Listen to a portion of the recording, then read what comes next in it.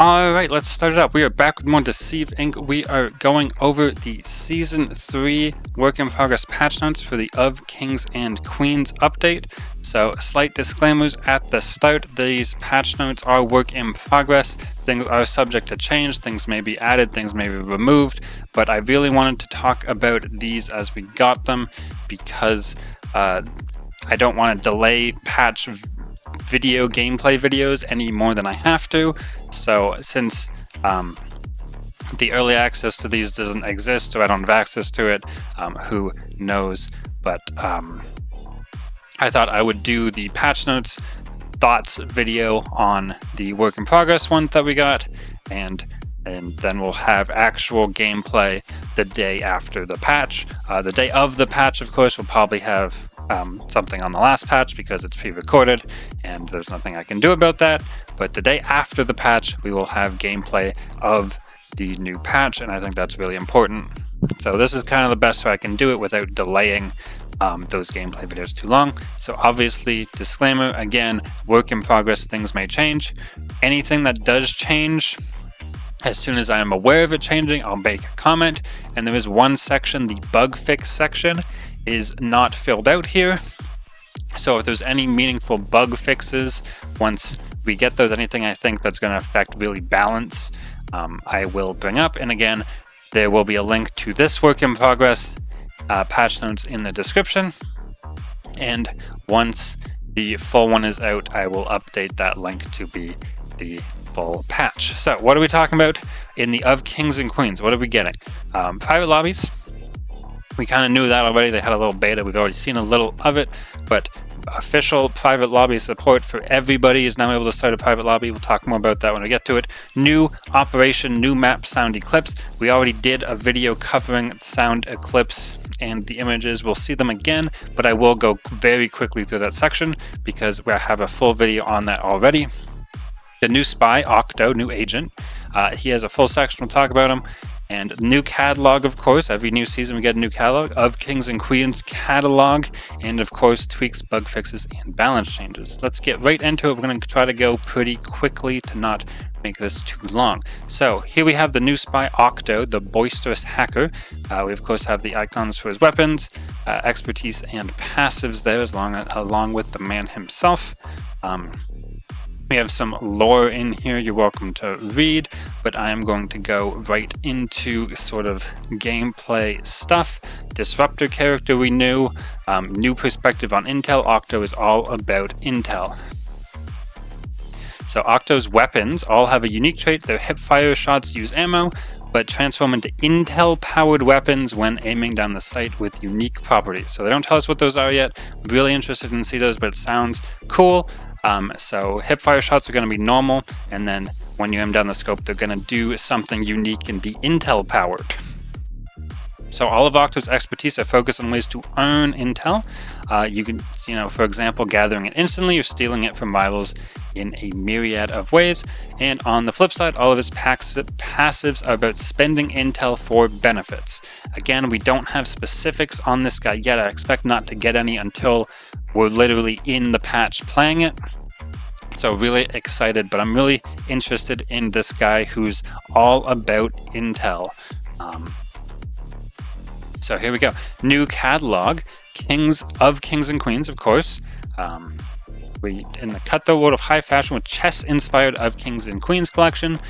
New regal costumes, intro to so the usual stuff. Purchased in the premium catalog, of course, gives you access to Octo and the exclusive rewards. That's pretty normal. And remember, you can always buy Octo with credits. So 50 levels, I believe that's the usual. I know I have at least 10 carried over, so 40 again to earn. Here's an example of the last page, I suppose, second to last, not the big, well, we get kind of Octo's king costume leaked here, but the 9th page here looks like a Madame outfit and a Chavez intro pose. Right, and so new reactive ink, the entire court. I'm going to assume that one's that right there. New reactive ink behaves differently than the one found in Neon Knights. For a reminder, the Neon Knights one was the random access memories that looks rainbow when you're in cover and looks red when you're out of cover. So the entire court, this new one, will change appearance depending on your current disguise security level, as well as when you're out of cover, which I think is really cool. Excited to see that, and it might be an easy reminder of what security level you are. I'm not sure streamers will be super happy with this one, as they're often hiding their disguise to not get stream sniped, and revealing that via what your weapon ink is may not be fun, but I think it's really cool in general. Alright, so of course you have private lobbies. They're ready to unleash them, by far the most requested feature.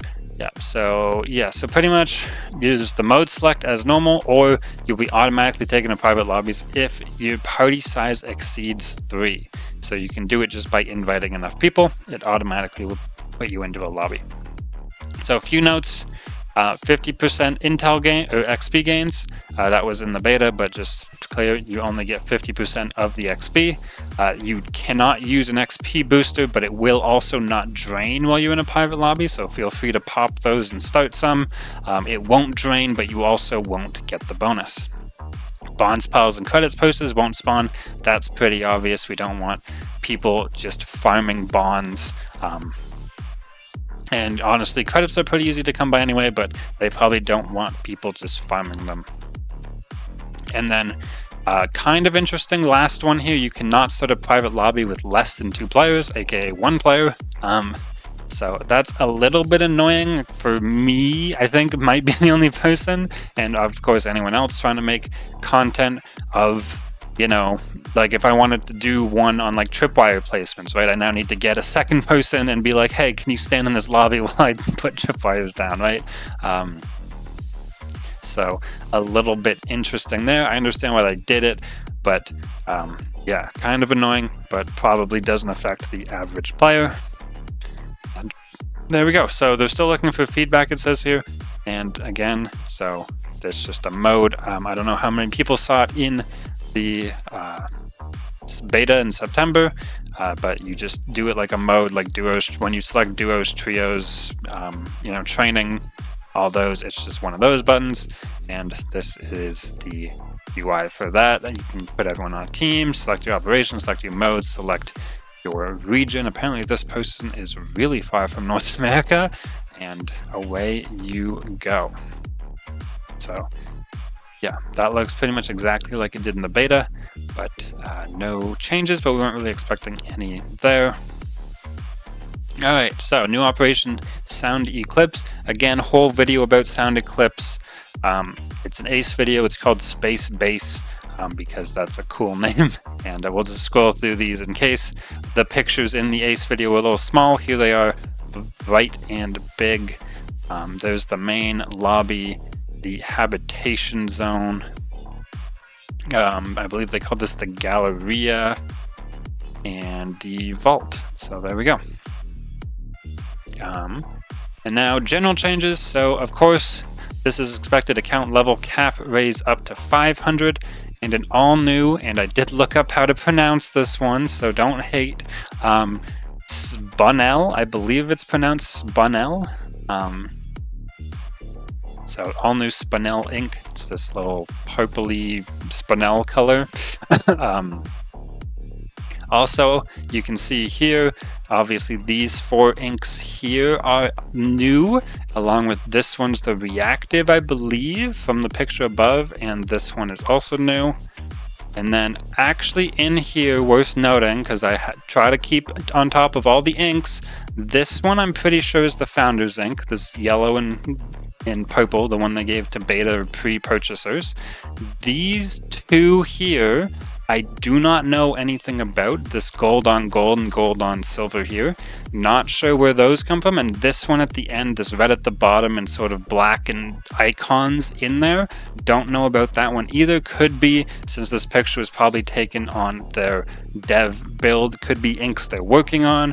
Could possibly be inks only available in packages. I do not know, but I wanted to kind of shout out, there's some hidden inks in here that I did not know existed, or maybe don't exist. But yeah, I did a little comparison as soon as this picture came out. I was like, what's missing? All right, so now other general important stuff. The audio occlusion changes. So they made changes to the audio.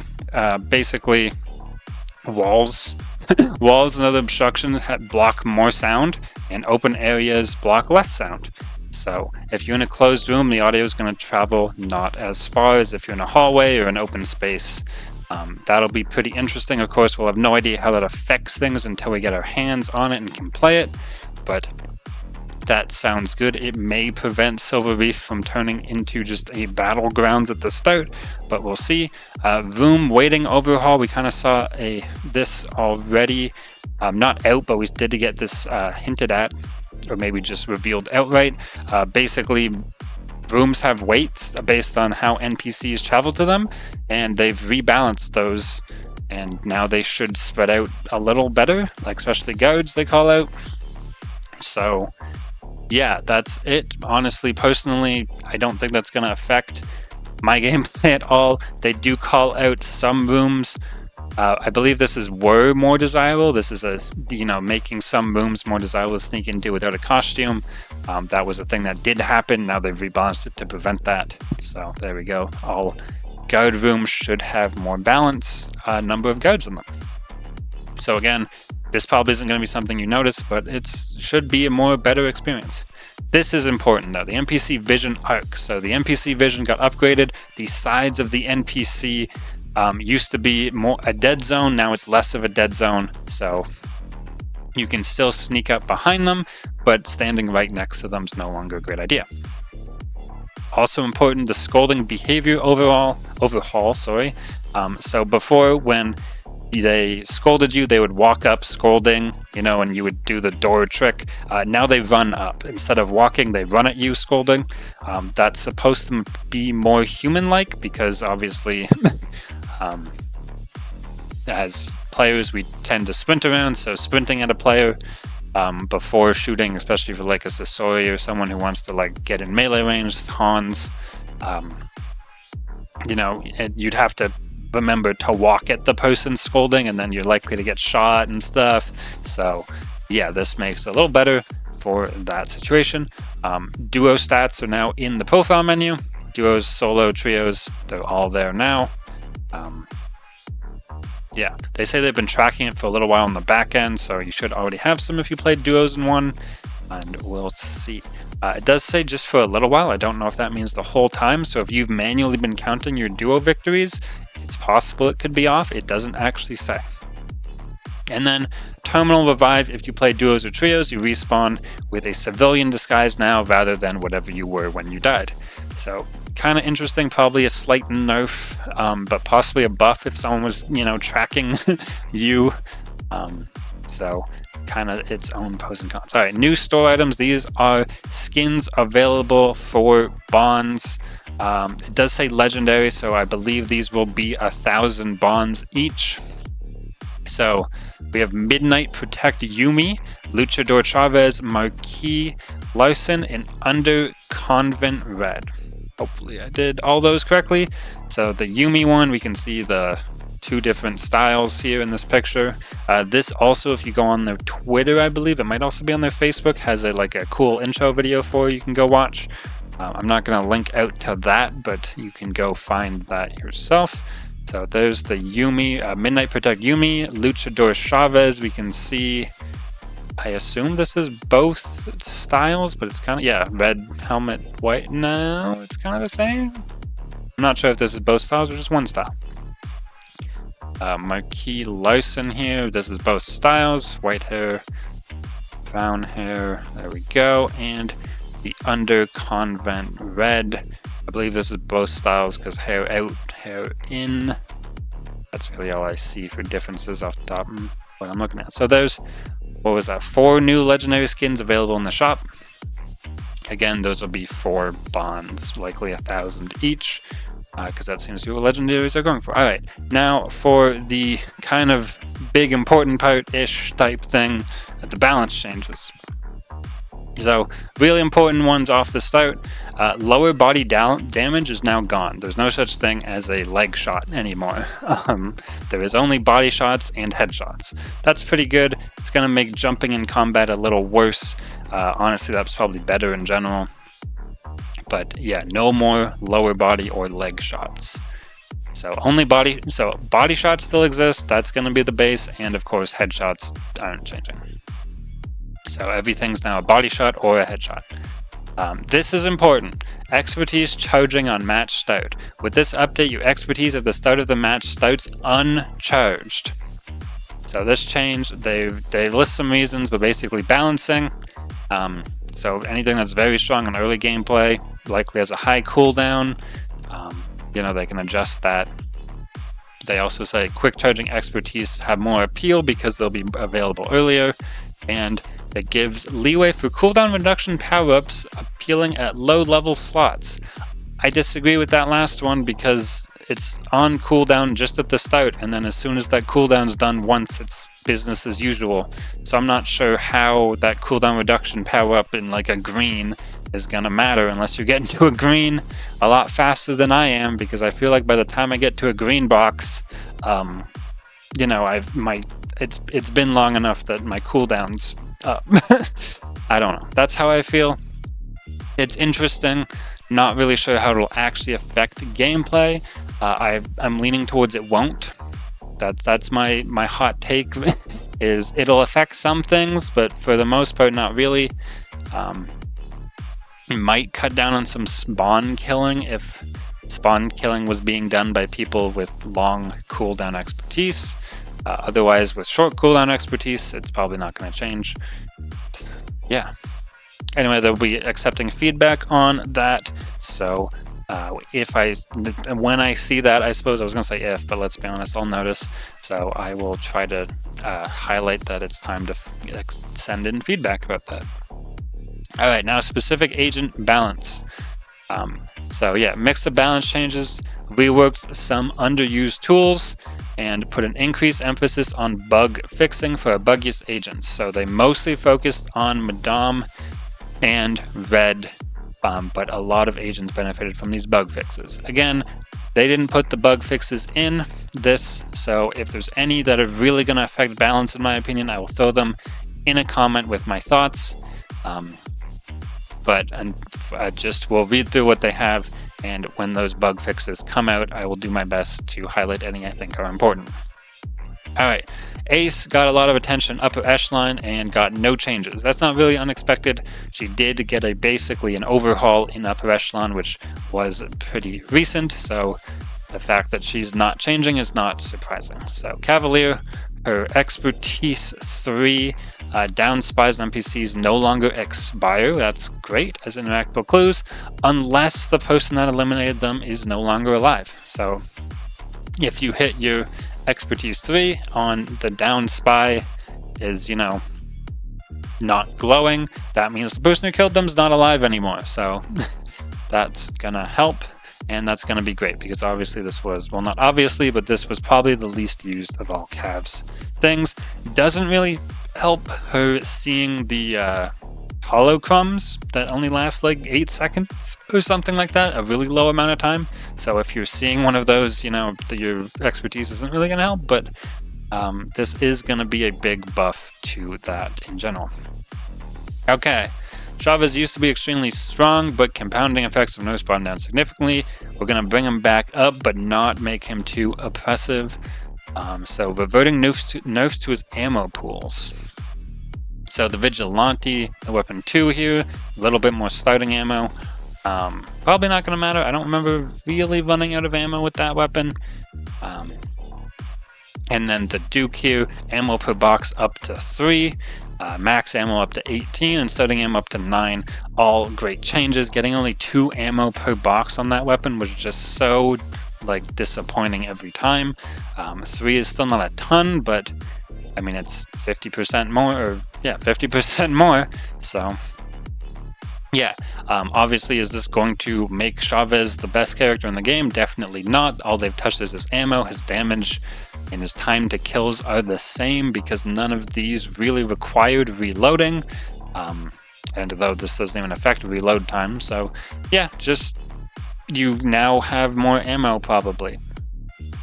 So it is a buff, but it's not a big one. It's probably not going to move the needle. This might a little bit, just because Chavez's might get in more fights, given they have slightly more ammo. Yeah, that's my thoughts there. Hans, reworked hit detection on both of Hans' projectiles, so the Expertise 1, the Orb, and the Expertise 3, the Ray, increased reliability of hits. Especially they call out multiple targets in close proximity. I don't think I've ever seen an orb miss on for me, but I'm sure it's happened to some people, and it should happen less now, and that's a good thing. So yeah, no balance changes really, besides just that's gonna be better, and that's probably fine for Hans. Was there anything else I'd like to see for Hans? Not off the top of my head. Larcin here. Alright, we kind of knew this was coming because we really hoped it was. And honestly, I got some stuff to say in general, but let's get through this. So, we're tweaking his kit to make his window of opportunity tighter on his expertise and reduce Cadence's lethality while keeping its longer range identity intact. We're actually going to do the expertises first. The base expertise went from 6 seconds down to 5. That used to be like 7 or 8 seconds, and it's now down to 5. So that ability has been nerfed quite a lot. Not sure it needed the down to 5. 6 felt pretty short, but we'll see, and it might give more reason to use the third one. I'll probably start using the third one more, just for the 6 seconds plus the move speed at the cost of having a trail. I can just get a lot further.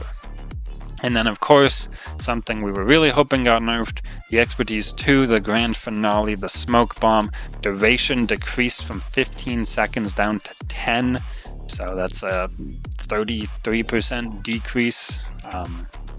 And the cooldown looks like it stayed the same, so assuming you had the gold chip, and assuming the gold chip didn't change, then that's what used to be a 30-second cooldown.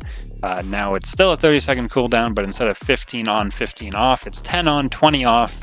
I'd still probably like to see cooldown starts when ability ends written here, but you know, you can't have everything. Now let's talk about this gun for a second. So the burst fire rate went down from 10 bullets per second to 9. That's good. That's a 10% decrease. Headshot modifier down from 1.5 to 1.3. So it used to 36. 36 was 18 and 18. Now it's, oh boy, don't do math live. I don't know. That's the answer. The answer is I'm not going to do the math live. It's less. Is it under 32? Probably. I'm pulling up a calculator app. Yeah, it's 31. According to my calculation on my calculator app, it's 31 if you land both on the headshot plus the slower speed. That's definitely at least one more shot to kill. But I really want to talk about this part right here. They want to reduce the lethality of the weapon while keeping its long-range identity intact. Now, I don't understand what long-range identity means in the realm of Deceiving. This is not a game that has a whole lot of damage fall-off. Anyone who doesn't know, damage fall-off is the further you are from someone, the less damage you do, kind of like your bullet slowing down or something as it travels further. This game does have it. You can do it in the lobby if you stand like on the other side and shoot the dummies pretty far. You can even measure it, but for the most part, there's not a whole lot of it. So I'm not sure what they mean. Well, they want to keep the long-range identity intact, because even if they had a lot of damage fall off at range, they don't list it here as one of the things. So it definitely reduces its lethality. But I don't know how you adjust how lethal it is while maintaining its ranged identity. It's either lethal at all ranges or not. Like, yeah, I'd like some more information on what you mean by this, I guess, if any Deceive or Tripwire people are listening and know. Because, yeah, like Ace should be like the best long-range character, but that doesn't mean she's not equally lethal in close range. Yeah, those are my thoughts in general. I'm not totally sure what you're trying to do here, and I can agree that this will lower the lethality. Alright, we talked about Larcin a lot. On to the Madame. So a lot of stuff they did was Madame bugs. Again, detailed list in the bug fix list that we're not going to see. And again, look in the comments for any I deemed worthy of talking about once I get that information. So they updated her less interesting passive. So the base weapon in Weapon 1, longer reload time, that might be meaningful. I think I actually have reloaded her gun in fights before, especially if you like start fighting, you snap away, and then you reload, and then you start fighting again. That time they have to find you while you're reloading is now 0.2 seconds longer. Alright, now the two passives. The passive 2, I don't think a lot of people use. Some people tell me it's good, and I disagreed. This seems like a really good change. You can now see out of cover low health enemies even through walls in a 35-meter radius around her. So 35 meters is not much. It's shorter than a Squire Danger Sense, significantly shorter than Package Vision. But before, it was only out of cover low health enemies, not through walls, so it was people you could already see who were out of cover and at low health. And I was always of the opinion, if I could see someone out of cover and they were at low health, I was probably already shooting them. Like, that's just how the game works. So now this is less of a, you know, some people say that it shows you who to shoot in the third party situation, which makes sense to me, but now this is obviously much more useful. You have that 35-meter radius of being able to see people around you. They can't hide as long as you're close enough. Seems really good. Definitely gonna see that. And then the expertise 3, or the passive 3, sorry. So this now triggers every time a vault terminal is disabled. So it used to trigger 4 times. Now it triggers an additional 2 times in phase 1. And it now triggers every time extraction arrives. So it used to always trigger the first time extraction arrived. So this is up to an additional 2 times in phase 3, assuming they move the car twice. So that's going to be crazy. I hope one of the bug fixes, again, we can't see them, is this used to, this reads in its text that it's supposed to show these things to your whole team. For the record, just in case someone doesn't know, this is the one that shows you where all the spies are when these things happen. So every time the phase changes, plus these new ones, and when the car comes, which is covered by one of the new ones. So yeah. So it's supposed to show it to your whole team, and it just wasn't. And hopefully that's one of the bugs they fix, is it will now show to your whole team, because this seems like it would be real fun in teams. Alright, Sasori is getting some buff to his overall reliability with faster charge times and easier to land projectiles, and some tweaks to his damage scaling. Alright, so all to his weapons, base weapon projectile speed up, kunai charge time down, and projectile speed up. So less time to charge your kunais means more damage, hopefully. Again, increased projectile speeds here. It's going to be great. I'm going to have to adjust my aim, but it's going to mean probably easier to land shots for everyone. And then finally, the mod 3, the weapon 3 here, the needles, the damage scaling per status effect was 50%, now it's 75%. So, you know, 25% increase, or 50% increase, I guess, is the actual increase. So that used to be plus 4-ish, so presumably now it's plus 6 per status effect. So it was doing 10 damage headshots 10, 14, and 18. So I'm going to do 10, 16, and 22. I think, and again, same increased projectile speed. I think this is gonna, this might push this into some nuts territory. If you can start stacking debuffs, he already has Poison's one.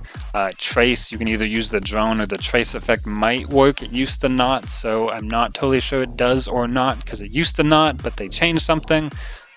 But you can always use the drone for trace. He has a slow you can use, or again, there's goo pods. You can put it in teams and get a neutralize, a charm, a heartbreak. There's a lot of stuff you can do.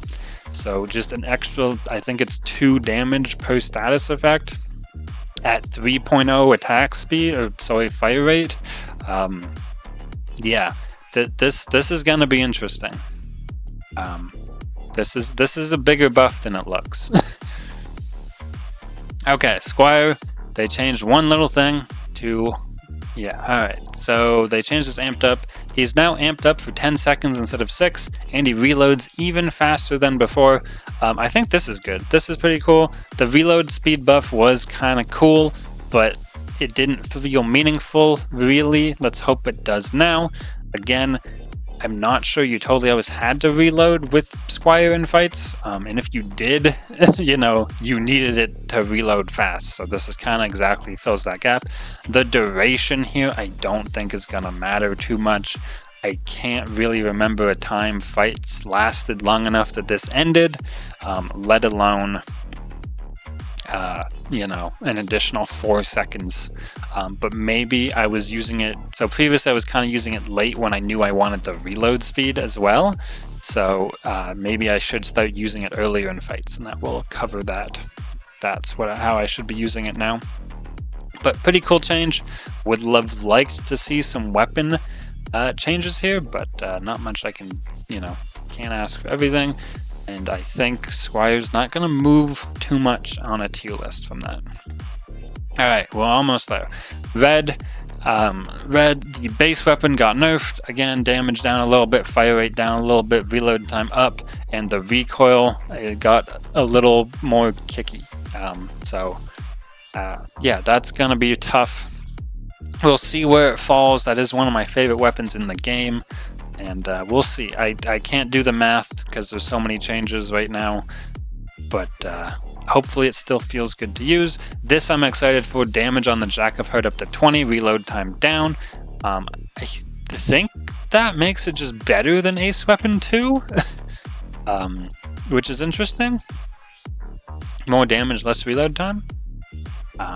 So that'll be interesting. If this one becomes, this used to be like the best one, if it becomes the best one again, I certainly won't be sad.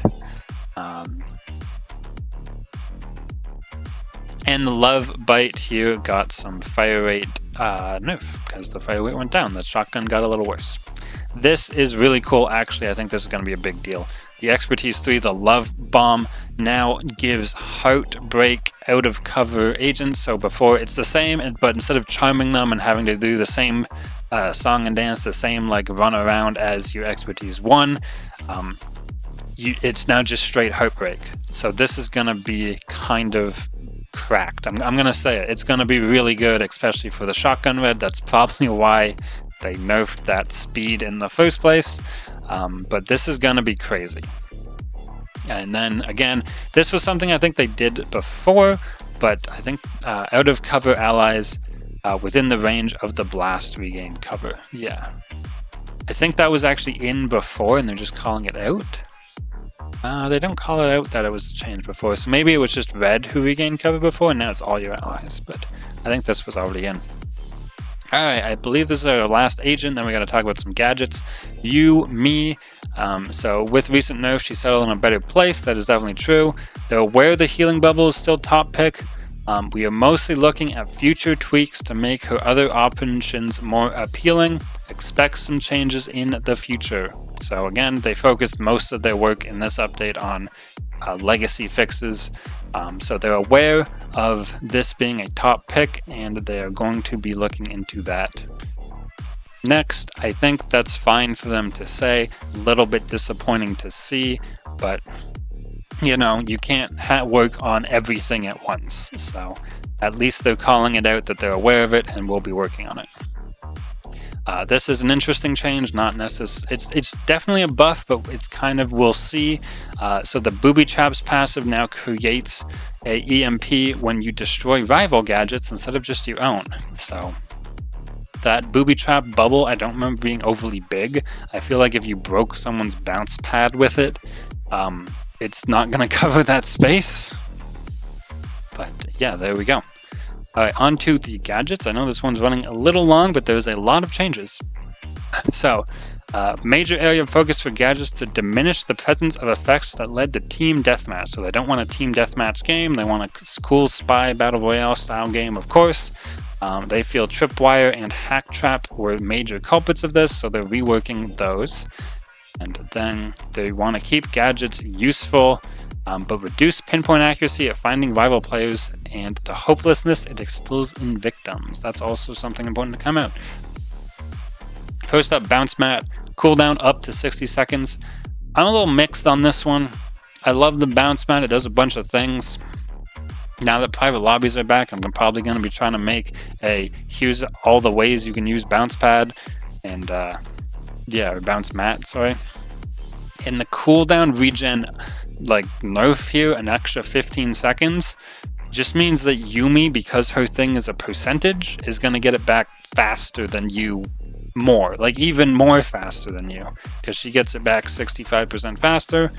So, yeah. You know, she used to take off, well, yeah, 65, 60, you know. I'm trying, and I'm not wording it well, but basically the difference is going to be greater between Yuumi getting this back faster and you getting it back faster, other people getting it back faster, even though it'll all be longer in general. So, again, they're trying to make the drop and forget strategy less efficient, and they want more people to go pick it up. I understand that. I'm not positive this is going to be a good change overall, but we'll see. I haven't timed my bounce pad usage. Maybe I only use it once a minute anyway. Alright, hack trap. They obviously boosted in season 2, yada yada yada. Alright, what they did to it was it no longer traces, but it leaves a snapshot of the player that triggered it at the location it was triggered. So you no longer get that trace effect, but you get that basically that Madame Zhu passive 3 vision on them for that second. The silhouette doesn't move, it stays in place, and the silhouette shows the spy they are playing as. This is an important change because you used to be able to use the hack trap to trace someone, and even if you didn't get to them or didn't want to, it still gave you information on what they were disguised as, kind of forcing them to change disguise, which is dangerous on its own even if you did nothing. So in this change, if you get hack trapped, they know what spy you are, but they don't know what you're disguised as. So yeah, that's basically, I like this change a lot. Obviously they still have the intel gain in place, they didn't touch that, but this is a really good change, I think. Alright, the tripwires.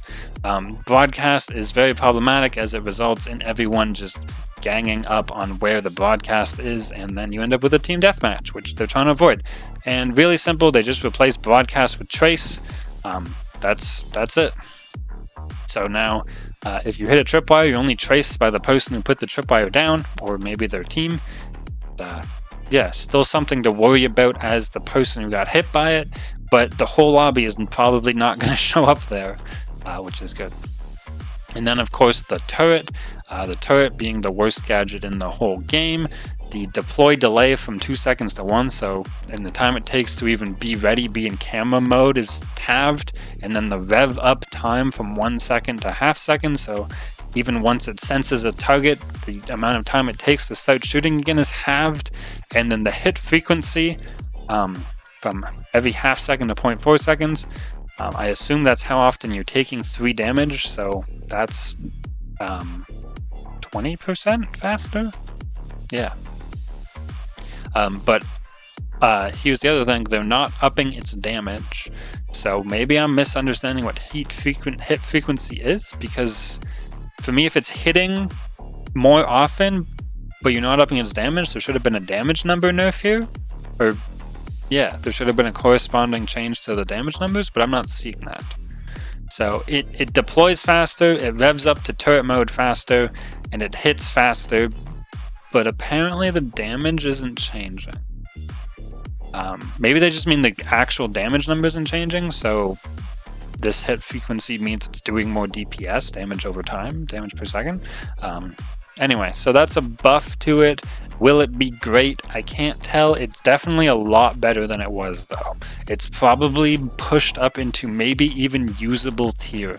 I don't think it's going to be best in the game, but we'll see. It's definitely gone way up, though. This got twice as fast, this is twice as fast, and this is 20% faster. Alright.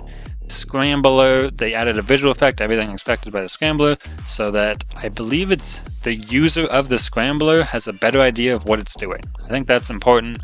I didn't use the Scrambler much, but yeah, getting to know exactly what it's doing is kind of important and what it's hitting. And then Umbrella Shield, basically like the Bounce Mat, the Umbrella Shield gets higher cooldown to prevent it being present multiple times in a single prolonged fight. I'm not sure how long fights were in that someone put a shield down, had it broken, and then put it down again. Yeah, I don't know how many fights lasted 45 seconds. And yeah, now it's 60 seconds. Again, I actually like this change. Unlike the Bounce Mat, I feel like this should be up less than the Bounce Mat in general, so I'm actually okay with this change. Again, it still has the same problem in that Yumi's cooldown, her better cooldown is a percentage. So yeah, she's gonna get it back even faster than other agents were. Like, the difference is going to be greater, and that's probably gonna be a problem. I feel like that might have been what you're seeing here more than what you're calling out, but I don't have the stats. And then finally, one field upgrade, the overclock chip. This is hack speed, gold down to 60, so gold is now what purple was, and purple down to from 60 to 50. Don't remember what blue is. I kind of wish they would list them, but importantly, it no longer affects healing stations and ammo dispensers. I don't think ammo dispensers, I don't know if anyone was doing those in a rush, but the healing stations, that's going to be a big deal. And then ammo dispensers interact faster by default to compensate. I don't think that's a big deal. I think using an ammo dispensers wasn't overly suspicious to begin with, and I don't think anyone really was doing it as fast as possible, though I'm sure there are some edge cases. And then bug fixes. Alright, this has been a really long video. Just a really long video of all the changes, but do comment on your thoughts. Subscribe for daily deceiving content like this. I will see you guys in the next one. Oh, and like the video if you enjoyed.